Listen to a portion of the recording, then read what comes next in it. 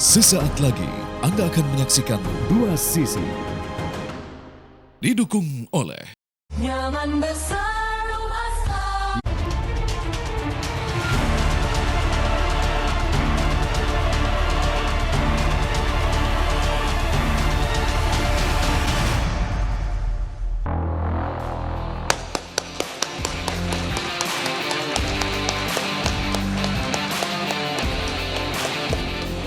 Dua Sisi malam ini hadir dengan tema Dukungan buat pemerintah, warga bantu warga, dengan narasumber Presidium dan Insiden Commander Mercy Zeki Eko Triwahyudi,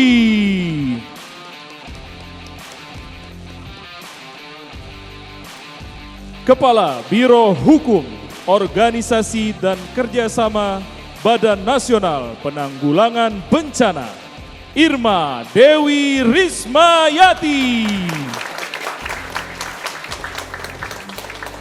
Pembawa acara kita malam ini, Ari Fadil dan Aditya Nugroho. Apa kabar, Ho? Alhamdulillah, kabar baik, Vin. Oke, langsung aja kita buka. Assalamualaikum warahmatullahi wabarakatuh. Anda kembali menyaksikan program Kebanggaan Anda Dua Sisi dengan dua host kesayangan Anda tentunya, Aditya Nugroho dan Ari Fadil. Oke, Ho, biasa dari tema ke tema pada Kamis malam ini kita mengangkat tema yang penuh dan syarat sekali dengan yang namanya pro dan kontra, perdebatan, Ho. Betul. Tapi khusus di malam hari ini kami juga ingin mengajak Anda sesuai dengan tema kita pada malam hari ini ya, warga bantu warga. Kita sedikit mungkin melapangkan hati, ya, menjernihkan pikiran kita untuk tidak ada lagi kata perdebatan untuk malam ini. Khusus untuk malam ini Untuk malam ini kita berikan perhatian penuh sepenuh-penuhnya bagi saudara-saudara kita yang menjadi korban bencana di Pulau Sumatera, Sumatera Barat, Sumatera Utara, dan juga Aceh. Karena apa kok? Karena memang ini menyisakan sekali luka dan duka ya, kepedihan bagi para korban, dan tentunya mereka sangat sekali membutuhkan bantuan uluran tangan dari kita semua. Betul. Kalau istilahnya tadi yang Rivi sebutkan, warga bantu warga. Jadi tidak hanya pemerintah yang turun tangan untuk membantu menanggulangi bencana dan juga para korban ya. Betul. Tapi juga ini seluruh rakyat Indonesia yang turun langsung ke lapangan membantu para korban. Ini yang kita bilang bahwa solidaritas Indonesia ini dilihatnya di sini. Perjuangan kita dilihatnya di sini bahwa kita bahu-membahu bersama membantu semuanya. Karena kalau kita katakan di angka yang dirilis oleh BNPB per hari ini di angka 986 korban jiwa. Betul. Lalu juga terjadi di 52 kabupaten kota di 3 provinsi dan masih menyisakan PR, yaitu apa? Angka 226 yang masih belum bisa dipastikan keberadaannya atau mungkin keselamatannya juga. Ini kondisi di Aceh Tengah, kemudian di Bener Meriah dan sejumlah wilayah ini juga masih terisolasi, Vi. Jalur masuk untuk akses bantuan dan seterusnya ini tentunya membutuhkan penanganan sekali lagi tidak hanya pemerintah, tetapi ini adalah tugas kita bersama untuk membantu rakyat kita yang berada di utara Sumatera. Kita langsung saja kita libatkan narasumber pada malam hari ini. Dari saya akan menghadirkan dari Badan Nasional Penanggulangan Bencana atau BNPB, Ibu Irma Dewi Rismayati. Baik, saya juga akan mengundang Mas Zeki Eko Triwahyudi, Presidium dan Mercy Insider Commander. Selamat malam. Sehat, Mas Zeki? Mas Zeki, selamat malam, Mas Zeki. Oke, sebelum kita ke narasumber kita berdua ya, kita ingin juga menyapa dua narasumber kami yang ada di luar dan langsung ada di lokasi bencana. Kita bergabung dengan Provinsi Aceh, ada dari Biren dan juga dari Aceh Tamiang. Dari Aceh Tamiang bersama dengan korban bencana ada Ibu Suyani. Selamat malam, assalamualaikum, Bu Suyani. Waalaikumsalam warahmatullahi wabarakatuh. Ya, baik. Dan di Biren ada siapa? Ada Tasya Nur Medina. Ya. Assalamualaikum, Mbak Tasya. Iya. Waalaikumsalam. Selamat malam. Baik, selamat malam. Oke, saya ingin ke Ibu Suyani. Bu Suyani, sebelumnya kami turut prihatin ya Bu ya, dan kami ikut juga menyampaikan duka kami yang mendalam atas peristiwa yang terjadi dan dialami oleh Ibu. Bagaimana kondisi Ibu Suyani malam hari ini, Bu? Bisa disampaikan, diceritakan, Bu? Malam ini ya masih sehat Pak, masih, tapi untuk kedepannya ya kami nggak tahu sampai kapan kami tinggal di tenda. karena kami mohon bantuannya dan dukungannya. Karena kan kayak saya ini pedagang kecil, punya usaha kecil, habis semua Pak. Kena banjir, nggak ada yang tersiksa. Keluar dari rumah pun cuman baju di badan. Kalau di saat ini saya masih sehat, untuk kedepannya saya nggak tahu sampai kapan kami tinggal di tenda. Kami mohon sama Bapak dan Ibu, kayak mana kami ini. Ya Bu Suryani, Ibu tinggal di pengungsian, posko pengungsian ya Bu ya? Iya, di tenda Pak, di jalan. Ya, dengan siapa Bu? Dengan keluarga? Dengan suami Pak. Setelah seminggu kejadian baru jumpa dengan suami. Gimana Ibu ceritanya pada saat itu Bu, terpisah itu Bu? Karena Pak, kejadian angin besar malam Rabu itu di jam 3 angin lebat banget. Udah gitu seng pada berterbangan di rumah. Setelah habis azan subuh berhenti hujan, masuklah air yang tidak kami sangka-sangka Pak.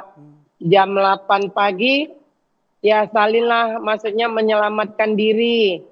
Jam 4 kejadianlah Pak, seperti bendungan terbuka ya, kayak balok, kayak tanah belumpur, habislah rumah-rumah Pak. Sampai masjid-masjid pun terakhir habis, nggak ada tersisa lagi Pak, kami di Aceh Tamiang. Baik, bagaimana sebetulnya kondisi rumah Ibu Suryani saat ini Bu? Nggak ada lagi Pak. Yang tersisa cuman baju di badan aja Pak, waktu kami pergi. Cuman baju di badan. Itu pun ini dapat ganti, dapat hijab, sumbangan dari kawan-kawan. Di rumah pada saat kejadian Bu Suryani, ada ibu, ada suami, siapa lagi Bu? Kami di rumah ada 5.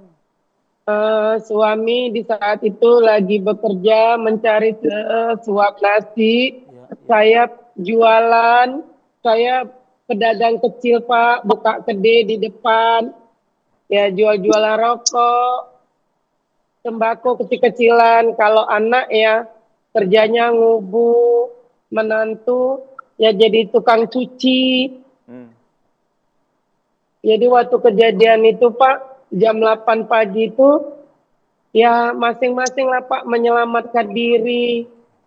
Saya setelah seminggu udah habis banjir, tinggal lumpur, baru jumpa Pak suami, anak, cucu. Waktu di air banjir itu terlunta-lunta sendiri Pak. Tinggal di mana Bu pada saat sebelum ketemu dengan suami dan anggota keluarga lain itu, tinggal di mana Ibu Suryani? Tinggal di jembatan Pak. Ya Allah.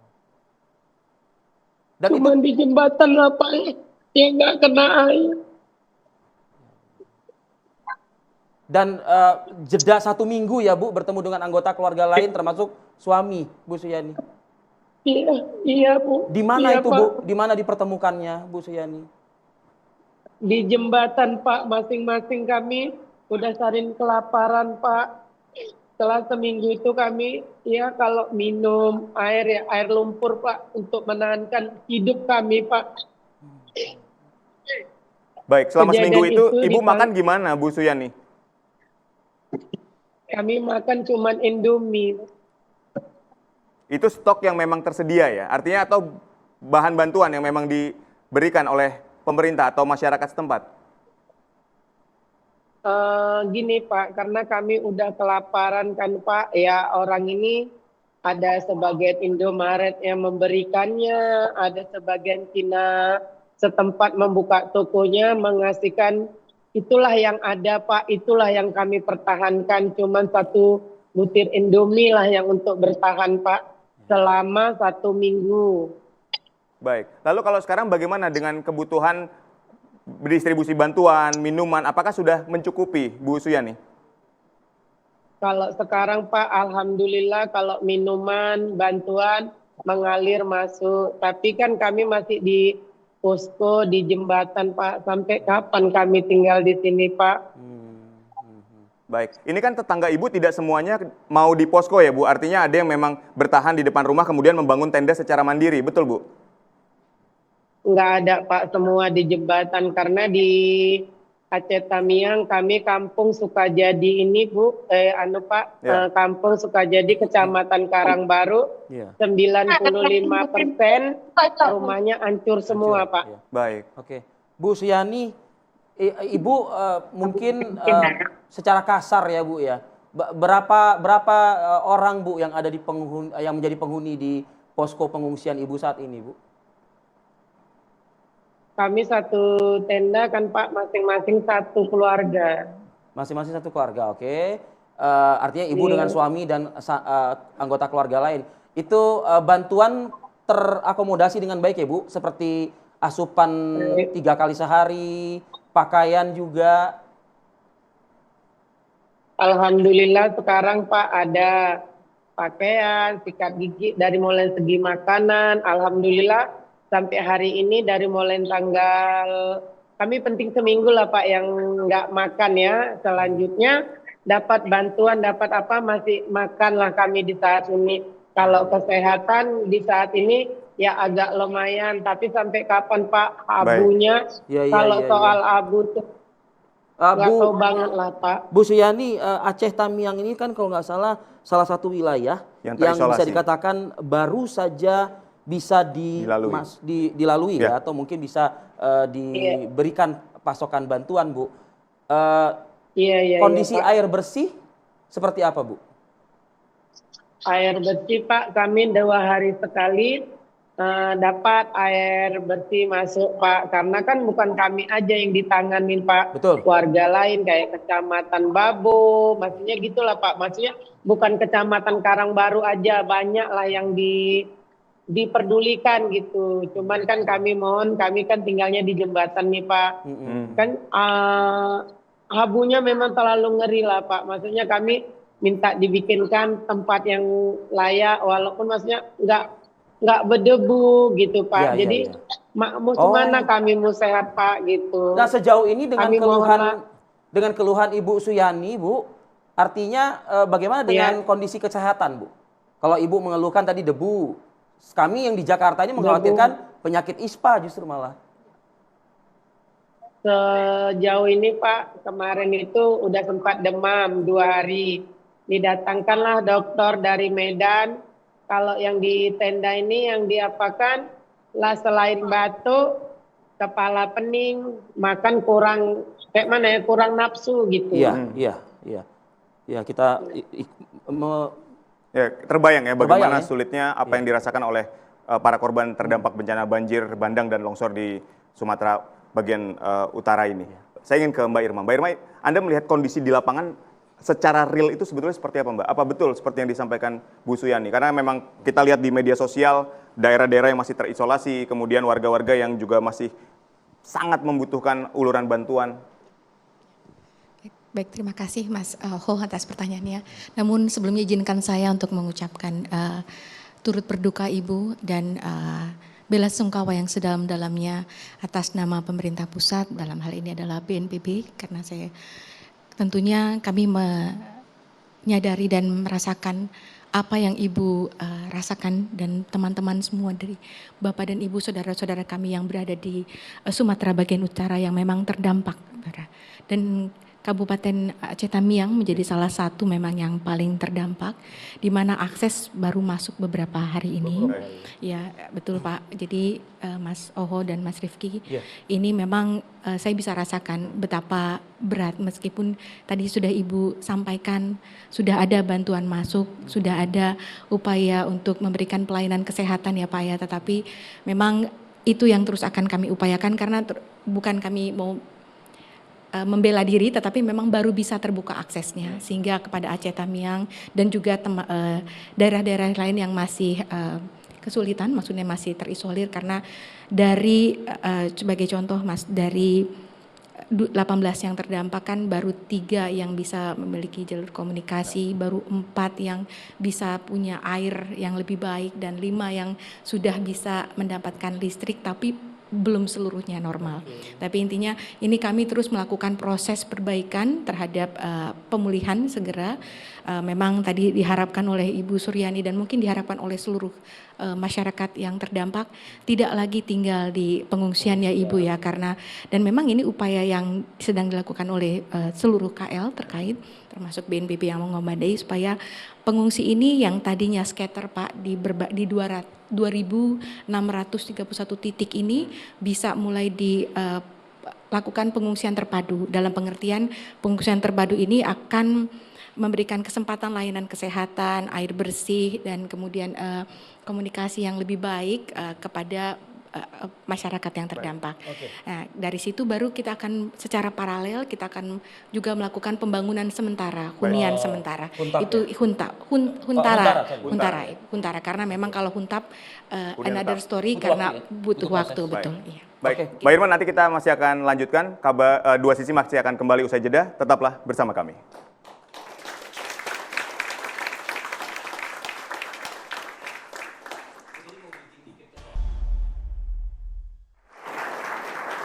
Anda kembali di dua sisi dan saya ingin lagi melibatkan sebetulnya informasi langsung dari lapangan ya. Tadi ada Bu Suryani dan juga ada Mbak Tasya juga. Tapi sebelum ke Mbak Tasya nih di Biren, saya ke Dr. Zaki ya. Dr. Zaki tadi ada masukan atau mungkin keluhan dari korban ya di pengungsian yang khawatir kalau ini dibiarkan lama-lama di pengungsian karena posisinya juga di jembatan, debu ya dari sisa-sisa material lumpur, ya kan? Nah, saya sih bayangan saya ISPA yang jelas. Tapi kalaupun misalnya hal-hal lain mungkin saja berpotensi terjadi ya gangguan kesehatan. Dari laporan Mercy bagaimana, Mas Dr. Zaki? Ya, baik. Terima kasih atas waktunya. Saat ini Mercy termasuk salah satu tim kita di Aceh Tamiang. Ya, kita 4 hari ini kita sudah buka posko klinik ya di Aceh Tamiang. Jadi itu salah satu klinik yang bisa buka 24 jam sebenarnya di Aceh Tamiang. RSUD saat ini masih terkendala, masih pemulihan, belum pelayanan. Kita buka di Aceh Tamiang.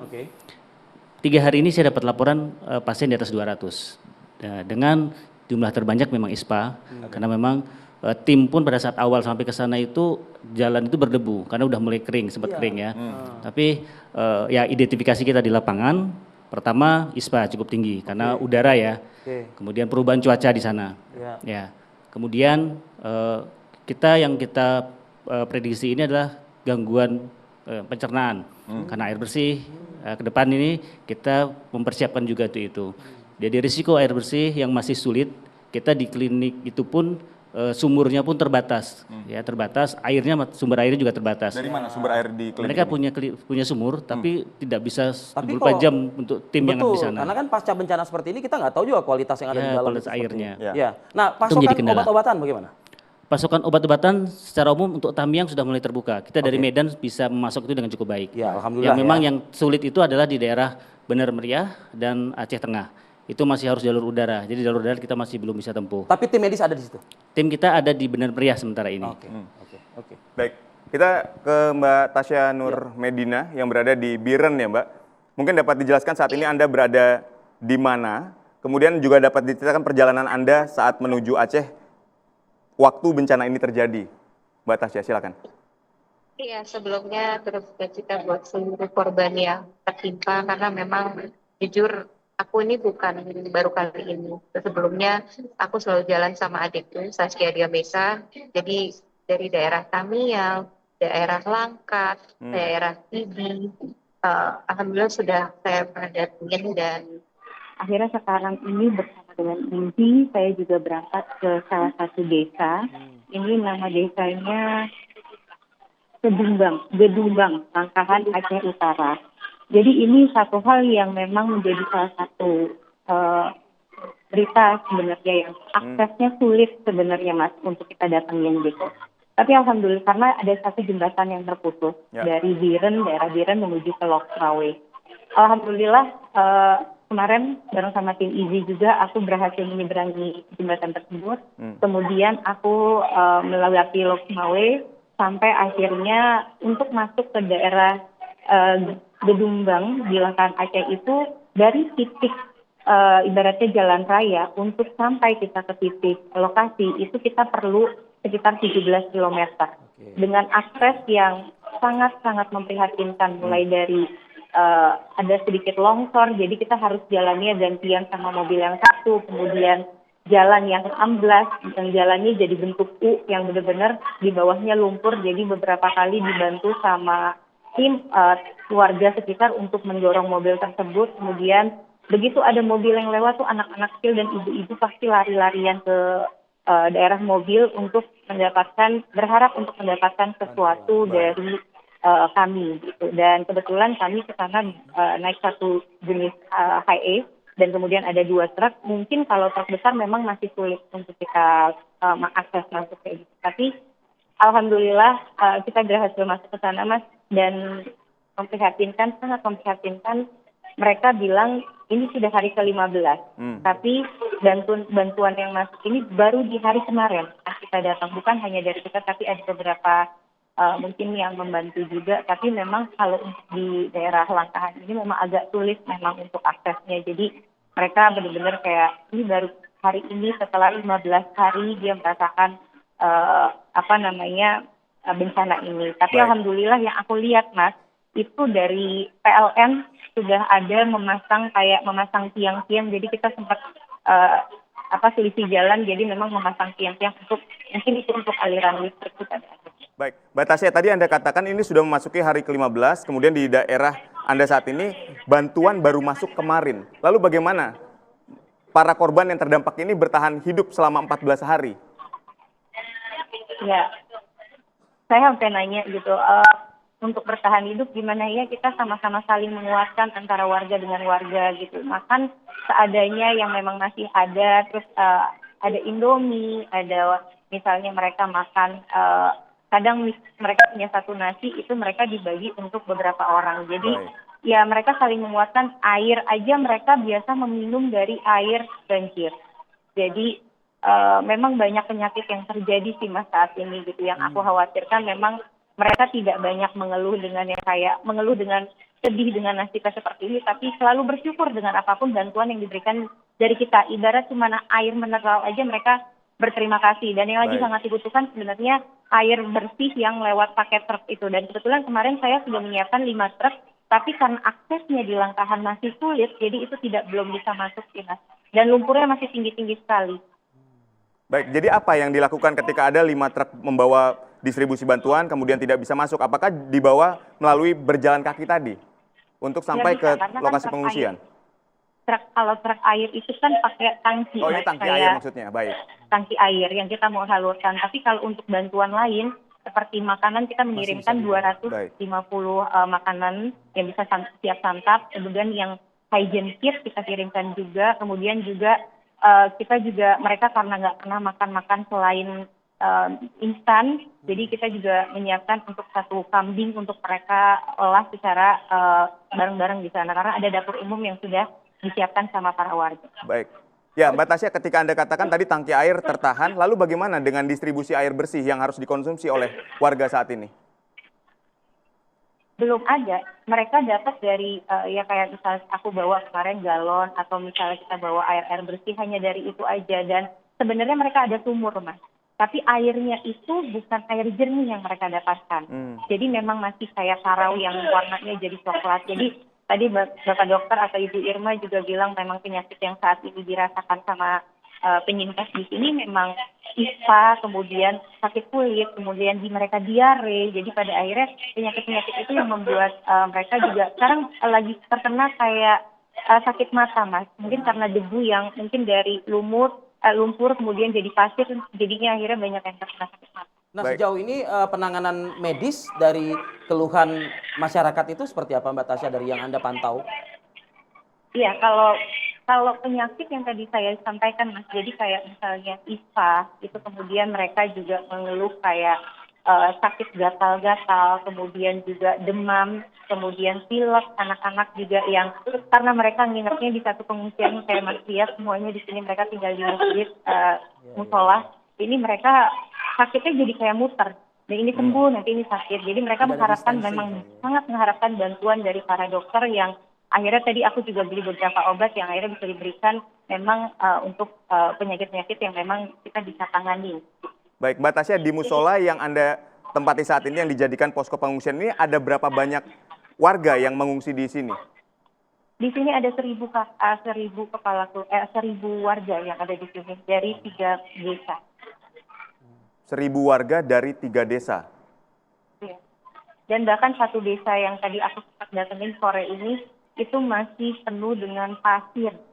Mungkin lumpur bercampur sama pasir yang tingginya tuh hampir mengenai atap-atap rumah. Gitu. Jadi mereka lagi membersihkan. Jadi kalau di sini pengungsi Mas, pagi mereka kembali ke rumah untuk membersihkan, tapi nanti sore mereka kembali. Dan alhamdulillah tadi aku juga membelikan mereka, karena mereka selalu mengeluh makanannya hanya mie instan. Jadi tadi kita berikan satu sapi. Jadi mereka masak bareng-bareng sama aku tadi di dapur umum. Itu mereka ya Allah, aku ngerasa kayak satu sapi aja mereka bersyukur banget. Baik. Mbak Tasya, sebelum kita jeda ya, mungkin Mbak Tasya boleh juga disampaikan Mbak, mungkin tidak dengan data real gitu, untuk rumah-rumah warga yang sebagai tadi Mbak Tasya katakan, pagi mereka akan kembali ya. Nah ini apakah masih cukup banyak secara mayoritas rumah mereka ini utuh, masih bisa ditempati kelak gitu, atau seperti Bu Suyani tadi, yang sudah dipastikan tidak bisa ditempati lagi? Banyak yang tidak bisa ditempatin. Mayoritas itu. Karena bagian belakang kayak dinding belakangnya sudah rubuh, kemudian bagian atapnya ada yang hilang, kemudian di bagian untuk dia untuk akses ada bahkan satu jalan yang dari depan kita bisa masuk, tapi untuk akses ke belakang desa tersebut itu masih membutuhkan alat berat untuk membersihkan. Nah itu mereka sampai saat ini kayak hanya dengan mungkin cangkul atau mereka alat-alat yang mereka punya aja. Jadi memang kalau dibilang akan bisa dibersihkan mungkin ada beberapa, tapi lebih banyak yang memang mereka kehilangan rumah dan hartanya, bahkan data-data kayak data-data pribadi mereka, KTP atau apa itu yang mereka sampai saat ini kayak kita udah nggak punya apa-apa lagi. Jadi ya di sini saling menguatkan lah Mas. Oke, baik Mbak Tasya. Kita nanti ke Bu Suyani lagi. Baik. Dan saya juga ingin bridging juga nanti ke Mbak Irma soal kebutuhan yang diharapkan oleh masyarakat tadi agar mereka di pagi hari itu bisa segera, bisa cepat begitu mungkin melakukan pembersihan-pembersihan.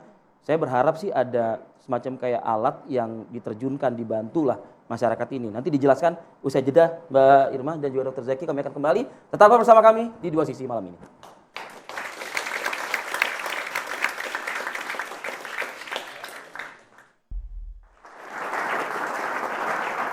Anda masih menyaksikan Dua Sisi pemirsa dengan tema pada malam hari ini yang cukup penting untuk kita dengarkan, kita simak.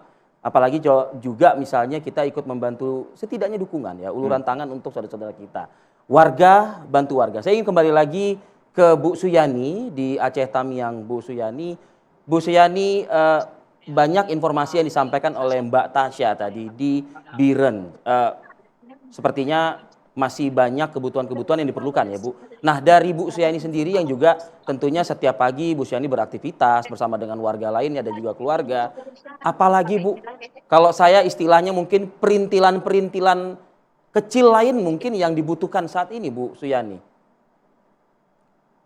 Kalau kayak kami Pak, kami nggak bisa membersihkan rumah karena rumah kami udah sama sekali nggak ada. Tinggal tempatnya aja gitu. Jadi kalau mau berjualan pun sementara di kota aja pun belum bisa ada yang buka Pak. Oke. Untuk warga lain mungkin Bu Suyani? Kami rata-rata di sini semua di tenda Pak. Nggak ada yang bekerja. Cuman bekerjanya kerja apa gitu Pak. Karena yang kayak mencuci, kayak apa gitu kan. Ada kalau kita membersihkan rumah orang-orang yang kaya-kaya itulah kan, ditawarin buang lumpur, satu rumahnya sampai 10 juta, tapi kan nggak sanggup Pak. Kayak kita lagi kan perempuan, lumpur itu Pak di atas lutut. Jadi kan gimana ya membersihkannya gitu Pak, tapi kan kita butuh, namanya kita butuh itu pasti usaha. Ya, walaupun demam, walaupun apa, ya kita namanya kita usaha ya kita berjuang. Oke, Bu. Gitu Pak. Bu Suyani, dari sepemantauan Ibu ya Bu, ya tadi Ibu kan menceritakan ada warga yang membantu warga lainnya membersihkan lumpur, lumpurnya tebal sampai di atas lutut. Pertanyaan saya kemudian lumpur itu diapakan ya Bu ya? Artinya dibersihkan di satu bangunan, itu dibersihkan, dikeluarkan, diketepikan, lalu lumpur itu jadi apa di situ Bu? Artinya apakah juga diangkut oleh pemerintah lumpur itu atau seperti apa Bu?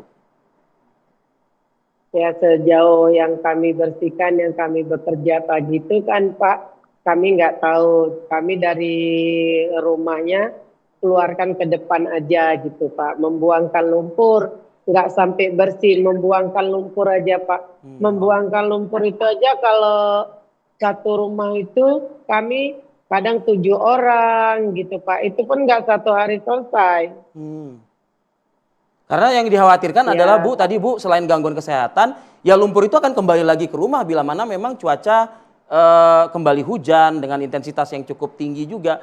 Kondisi cuaca bagaimana Bu? Sewaktu-waktu berubah-ubah Bu, hujan juga kembali lagi mengguyur atau seperti apa? Ini di saat ini masih panas banget. Masih panas, hujan belum turun, masih panas banget. Baik Bu, harapan Jadi, untuk pemerintah Bu, untuk Ibu dan korban lain yang terdampak? Kami mohon ya pengertian, maksudnya gini Pak, kami mohon ini jangan lama-lama lah kami tinggal di jembatan, dibikinkanlah posko di tempat-tempat yang nggak di jembatan. Kalau di jembatan itu kan Pak, di situ mobil lewat ngangkat angkutan kemana-mana, di situ ya? kami tinggal. Rasanya kayaknya nggak sanggup gitu Pak. Baik. Baik, jadi apa yang ingin disampaikan oleh pemerintah, bantuan seperti apa yang saat ini paling dibutuhkan oleh warga yang terdampak Ibu? Ya di saat ini Pak kan, karena kan saya udah nggak ada anak kecil tuh. Tapi kadang kan di sebelah-sebelah tenda itu Pak, anak kecil yang demam, batuk, muntaber. Jadi maksudnya maunya gitu dibikinkan tenda gitu, jangan di pinggir jembatan gitu Pak. Tapi cuman itulah yang ada di pinggir jembatan Pak. Oke, baik Bu Suyani, kita dengarkan Bu penjelasan dari BNPB yang ada di studio bersama saya Bu. Silakan Bu Irma, mungkin kalau mau langsung berbincang dengan Ibu Suyani silakan juga. Terima kasih Mas Rifki. Ibu Suyani, saya turut berduka cita ya Bu, bela sungkawa. Insya Allah Ibu, ini kami sedang terus berproses Ibu bersama pemerintah daerah untuk bisa menentukan titik-titik pengungsian terpusat. Iya, karena setelah itu baru titik-titik untuk pembangunan hunian sementara. Karena kan itu memang jadi target dalam Mbak 14 hari ke karena- depan ini. Betul. Karena durasi kita kan pendek nih, agar bisa didengar oleh Bu Suyani dan Bu Suyani juga bisa menginformasikan kepada warga yang ada di belakang Bu Suyani ini sampai dengan titik terpadu, lalu hunian sementara. Kalau kita bikin timetable gitu Bu. Bikin waktu gitu ya? Ya, berapa bikin lama? waktu gitu. Ya mudah-mudahan Pak, karena kan kami hanya perlu titik tempatnya saja sudah dialokasikan oleh pemerintah daerah di mana, itu baru bisa langsung dilakukan pengungsian terpusat dari, karena kan relawan sudah banyak ya Pak, di sana udah 307. Lokasi sudah ada lembaga. Bu Irma? Lokasi yang harus ditentukan di Aceh Tamiang. Yang lebih tahu adalah pemerintah daerah. Pemerintah daerah, di mana yang harus dialokasikan untuk pengungsian terpadu itu yang terpusat, kemudian juga termasuk paralel juga menyebutkan di mana titik untuk hunian tetap. Bisa sedikit-sedikit misalnya 20 unit di desa A, 30 unit di desa B, tapi yang pasti kami diberikan informasi lahan mana yang bisa dibangunkan untuk pengungsian terpusat dan mana yang untuk Artinya titik. kalau ada target waktu bisa kita sampaikan malam ini mungkin? Kalau seandainya target waktu, kalau hunian terpusat pengungsian terpusat pasti kalau sudah ada ya langsung bisa Langsung ada diberi. di Iya, situ, karena kan tinggal semuanya ada Pak. Maksudnya layanan kesehatan itu sudah ada, maksudnya gini, sudah akan dibangunkan. Kalau sudah hunian terpusat itu berarti pengungsian terpusat berarti layanan kesehatan, kemudian pendidikan Lengkap anak lah sementara di situ, psikoterapi. Bukan hunta Pak. Enggak, lengkap maksudnya. Oh lengkap, iya Lengkap ada di lengkap situ ya. sementara ya Pak. Maksudnya lengkap yang sementara dalam pengertian semua kebutuhan yang dibutuhkan oleh masyarakat sementara itu ada. Kita Karena ada perjelas dapur umum dulu. juga. Yang dibilang apa tadi? yang terpusat dan terpadu itu artinya dari berbagai posko pengungsian kemudian disatukan atau seperti apa? Bukan Pak, jadi dari kan sekarang ini scatter di beberapa titik ya Pak ya, betul, tersebar titik. Pengungsian terpusat itu maksudnya teman-teman yang tinggalnya masih belum di tempat yang bisa kami selesaikan dalam satu terpadu. Maksudnya bisa memberikan pelayanan kesehatan, ada dapur umum, ada sekolah, ada psikoterapika, counseling, psikologis ya, terapi itu kan ada di satu tempat karena itu yang dibutuhkan masyarakat pada saat itu. Tetapi itu yang dibutuhkan tentunya lokasi Pak, itu untuk ini. Kemudian setelah paralel juga kita juga meminta pemerintah daerah untuk segera memberikan titik-titik mana yang bisa dilakukan untuk hunian. Semoga tidak Mbak Irma, semoga tidak nih. Dari awal saya katakan semoga tidak. Komunikasi, koordinasi dengan pemerintah daerah terjalin dengan baik ya. Alhamdulillah Pak, kan selama ini pemerintah daerah masih menjadi komando untuk di lapangan ya. Karena kan ada suara-suara seperti ini, Bu Irma. Ada suara-suara seperti masih ini. Ya mungkin pemerintah daerah juga perlu melihat lokasi yang mana yang paling tepat. Karena Aceh Tamiang itu baru terbuka kan, baru secara luas bisa diakses oleh teman-teman daerah sendiri yang memang atau juga dibantu teman-teman relawan. Karena banyak juga Pak yang di pemetaan yang untuk di mana lokasi yang memang aman ya. Karena hunian sementara, pengungsian sementara terpusat maupun hunian sementara itu kan harus dijaminkan aman Pak. Ya kan untuk lokasinya. Baik, kami ucapkan terima kasih ke Bu Suyani. Apa yang tadi Ibu Suyani sampaikan, kami berharap betul dan kami juga yakin pemerintah menonton dan mendengar apa yang tadi Bu Suyani sampaikan dan seluruh bantuan dari pemerintah dapat segera didistribusikan dengan baik, hunian sementara, hunian tetap. Ini juga dapat segera diberikan kepada warga terdampak. Sekali lagi kami ucapkan terima kasih Bu Suyani. Terima kasih Bu Suyani, tetap sabar. Semangat, kuat Ibu. Salam kami buat saudara-saudara kita yang lain di sana Bu. Baik, ini sebelum kita masuk ke segmen selanjutnya, saya ingin ke Dr. Zeki. Sedikit ya. Tadi ketika kita lihat bahwa Bu Suyani mengatakan ini ada anak-anak yang juga menjadi korban. Ini kan kelompok rentan. Nanti dijawabnya usai jeda, tetaplah di Dua Sisi. Oke, Anda kembali menyaksikan Dua Sisi. Kita ingin ke Mbak Tasya. Mbak Tasya, jadi ketika kita berbicara apa yang saat ini paling dibutuhkan oleh pengungsi di sana, ketika tadi Anda katakan bahwa makanan walaupun harus berbagi ini juga sudah mulai terdistribusikan dengan baik, air bersih juga sudah mulai masuk. Apa yang sebetulnya paling dibutuhkan saat ini oleh warga yang terdampak korban banjir ini? Kalau dilihat dari kondisi yang ada di lapangan, memang sebenarnya mereka membutuhkan alat-alat berat untuk mengangkat puing-puing dari pohon yang memang tidak bisa diangkat sama kita sebagai manusia, karena itu berat-berat sekali. Apalagi di Langkahan yang tadinya lahannya itu mungkin bekas hijau, itu udah sama sekali tidak ada lahan hijau. Jadi semuanya puing yang memang isinya adalah kayu-kayu yang ada di foto dan video saya juga gitu. Kemudian yang dibutuhkan sebenarnya kayak makanan protein Mas. Jadi mungkin daging atau sayur sebenarnya itu yang mereka butuhkan. Kalau misalnya instan mungkin mereka sudah banyak gitu. Dan kemudian juga mereka membutuhkan air bersih. Jadi apakah memang memungkinkan untuk mengirimkan air bersih gitu pakai truk. Kemudian mereka juga butuh yang namanya alat sholat, karena di sini alat sholat mereka hilang, jadi mereka biasanya satu untuk berbagi bareng-bareng. Dan yang satu lagi genset Mas, karena kemarin seperjalanan aku dari Langkahan itu benar-benar kayak kota mati. Aku juga pernah kemarin ini ke Tamiang.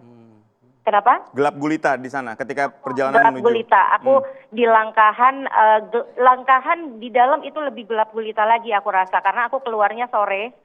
Dan Lok Semawe itu banyak yang mati, dan waktu pada saat aku ke Tamiang juga itu benar-benar nggak ada lampu sama sekali. Bahkan masih banyak mobil yang berserakan di tengah-tengah jalan, mobil-mobil yang dengan kapasitas yang berat gitu. Jadi memang mungkin masyarakat membutuhkan bantuan dari pemerintah juga untuk alat-alat berat untuk membantu membersihkan rumahnya yang dari sesuatu yang berat yang tidak bisa dibantu sama tangan kita sendiri. Baik, gitu, Mas. Mbak Tasya, tapi sepanjang Anda menuju ke lokasi, apakah Anda melihat alat-alat berat ini sudah mulai membuka jalur dan seterusnya? Apa sudah ada alat-alat berat yang dikerahkan oleh pemerintah? Kalau di Langkahan belum, Mas. Tapi mungkin di beberapa kayak waktu pada saat aku ke Tamiang bareng sama adikku Saskia Meika, itu ada beberapa yang makanya akhirnya akses untuk masuknya tuh agak lebih kita bisa masuk, tapi begitu kita ngelihat ke kiri walaupun itu dengan gelap bahkan Tamiang sama sekali tidak ada lampu gitu. Kalau Loksmawe ada beberapa titik yang ada tiba-tiba ada tidak ada gitu, tapi kalau Tamiang dan Langkahan itu benar-benar tidak ada, jadi benar-benar yang gelap gulita. Dan alat berat kalau di Tamiang mungkin ada tapi nggak banyak, tapi kalau di Langkahan sama sekali belum ada. Oke, Mbak Tasya. Mbak Tasya. Dan bahkan satu lagi Mas, Ya, baik. kemarin untuk ke Takengon, itu adikku Saskia bareng sama Indah Dari juga dia untuk mengirimkan barangnya melalui heli. Karena belum ada akses heli. yang bisa kita masuk ke daerah tersebut.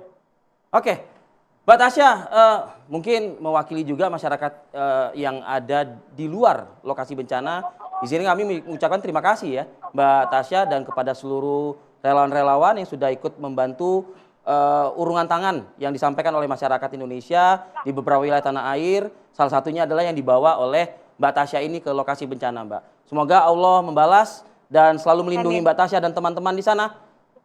Tetap semangat. Aku juga ada titipan dari teman-teman pengungsi di sini, Mas. Mereka bilang terima kasih buat teman-teman yang sudah membantu. Ibarat cuman air putih aja mereka sangat terbantu karena di sini banyak banget yang pada akhirnya meninggal bukan karena bencana banjir, tapi adalah mereka kelaparan. Jadi terima kasih banyak buat teman-teman di seluruh Indonesia. Sama-sama, Mbak. Baik, terima kasih. terima kasih. Selamat malam. Assalamualaikum. Baik, saya ingin ke Dr. Zeki. Dr. Zeki ini ketika berbicara kelompok rentan. Kelompok rentan berarti ada anak-anak di situ, kemudian ada orang tua, ada mereka yang memang sudah punya penyakit bawaan. Ini sebetulnya apa yang hari ini dilakukan Mercy baik itu di daerah Aceh, Sumatera Utara dan Sumatera Barat? Berapa banyak tim medis yang dikerahkan dan berapa banyak obat-obatan yang juga didistribusikan? Baik, Mercy melihat urgensi di lapangan. Kita sebagai relawan, kita berusaha komplementer apa yang telah dilakukan pemerintah. Kita mengcover area yang belum tercover, mana yang vulnerable, yang rentan. Di lokasi seperti ini kita menurunkan tim medis kita untuk mobile, tapi kita berusaha untuk membuat posko di beberapa titik yang memang jauh aksesnya tapi memang kendala teman-teman di lapangan saat ini adalah kita punya kendaraan tapi kita nggak punya BBM. Terbatas. Itu yang kita untuk Tamiang sendiri kita harus masuk dari Medan tim ya, terbatas yang dari lokal ya, dari Pemda. Itu menyulitkan kita untuk mencapai titik lokasi ya. Mercy mendorong adalah menjaga produk rentan ini kan kita perlu menjaga daya tahan mereka. Tentu yang paling utama saya rasa adalah makanan. Ya, sampai kapan kita harus ngirim dari luar? Saya mendorong untuk mereka kita memberikan alat masak buat mereka. Suplai bahan-bahan mulai bergeser nih. Ya, biar mereka bisa mengolah sendiri. Walaupun di beberapa titik mungkin kita perlu support. Kemudian pengolahan air bersih. Ini menurut saya harus segera. Kita udah masuk minggu ketiga. Riskan sekali untuk terjadi bencana berikutnya. Kita sudah was-was di lapangan. Kita mendorong semua relawan jangan hanya yang instan ya, mulai bergeser nih. Kemudian kalau yang rentan ini kita berusaha dengan dinas kesehatan bahwa apa yang perlu dipasok buat mereka. Kemudian kalau untuk rentan makanan juga berbeda. Termasuk peralatan-peralatan medis seperti alat hemodialisa itu juga jadi sesuatu yang sangat urgent di sana ya? Saya rasa itu sudah di-cover sama Kemenkes, jadi unit-unit rumah sakit. Kita mengcover yang di lapangan di masyarakat. Mereka akses ke rumah sakit susah. Bahkan di Tamiang itu kita untuk merujuk dari posko kita ke Langsa yang sebagai rujukan, itu nggak bisa, kita nggak ada kendaraan buat merujuk. Padahal ini layak untuk dirujuk pasien. Tapi berkoordinasi kan di lapangan dengan... Berkoordinasi, tapi kendaraan terbatas memang, transportasinya, BBM-nya terbatas. Ya untuk rentan ini mendorong juga bantuan tidak hanya terfokus makanan siap saji, tapi kalau untuk bayi ya MPASI-nya gimana, untuk balita. Kemudian untuk rentan yang susu mungkin untuk yang usia lanjut yang punya kerentanan. Obat-obatan kita berharap sih dari dinas ya, dari dinas kesehatan. Kita menyampaikan informasi itu. Kalau mereka kesulitan ya tim kita di lapangan siap membantu mendistribusikan ke warga. Kemudian dengan suasana seperti ini tentu dorong juga untuk tempat tinggal dan pakaian mereka. Mereka habis semua basah. Kalau mau support ke sana, saya sih menyarankan adalah kirim bantuan yang terdekat, kota terdekat, sehingga bisa mudah sampai ke lokasi. Jangan ngasih barang pakaian di Jakarta yang bertumpuk, tapi yang bersih silakan. Jadi mereka terima dalam keadaan siap pakai. Udah terbungkus rapi, ukurannya berapa, bersih. Hal seperti itu menurut saya lebih bermakna buat mereka. Kemudian selanjutnya adalah tadi bangunan ya, sementara yang tersedia di situ tadi sudah dijelaskan oleh Mbak Irma. Ya, itu yang kita dorong. Kalau kami dari medis, posko terpadu ya tadi. Ya, kami dari medis sih yang rentan ini yang perlu akan kami support dan pelayanan terutama di titik-titik yang masih terisolasi. Tapi tim masih semangat di lapangan? Masih. Dr. Zeki? Banyak yang berkolaborasi dengan kita. Mercy tidak sendirian, kita berkolaborasi dengan beberapa lembaga medis untuk bareng-bareng. Mereka punya kesulitan akses, kita cari bukakan akses buat Betul mereka. sekali. Ya Vi, kata kuncinya tadi bareng-bareng, bersama-sama, tidak hanya pemerintah, tapi warga bantu warga, kemudian relawan juga kita lihat luar biasa, termasuk Mercy, kita lihat juga bagaimana BNPB koordinasi yang begitu luar biasa dengan pemerintah daerah setempat untuk terus memberikan bantuan kepada lokasi terdampak dan juga warga yang menjadi korban terdampak banjir bandang dan longsor di Aceh, Sumatera Utara, dan Sumatera Barat.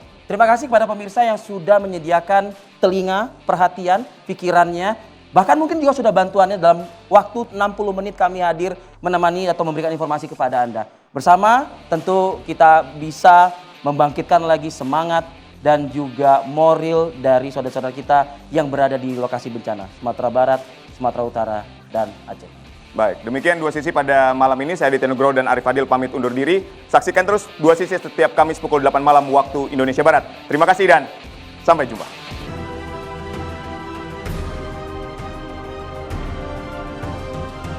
Anda baru saja menyaksikan Dua Sisi. Didukung oleh